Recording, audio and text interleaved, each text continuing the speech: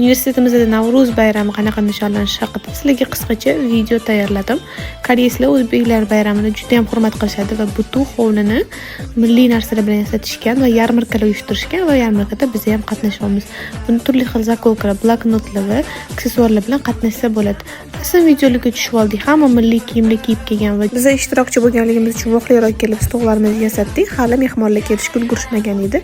Mehmonlar va faqat universitetimizdagi o'quvchilardan iborat edi. Sahnada o'zimga musiqa qo'ydirib o'ynab oldim va o'sha sekin-sekin mehmonlar kelishni boshladi. Bu universitetimiz rektori Agrippina Shin bo'ladilar. Undan tashqari universitetimizdagi o'quvchilar, ishchilar hammasi bizning yarmarkamizdan kelib olishdi. Men ham qo'shnilardan mana shunaqa narsa sotib oldim va o'zimizga obedga ovqat zakaz qildik. O'rtalar bilan birga sushini mazza qilib yeb oldik. Chunki bilasizlar, koreyslar mana shunaqa baluli ovqatlarni yaxshi ko'rishadi.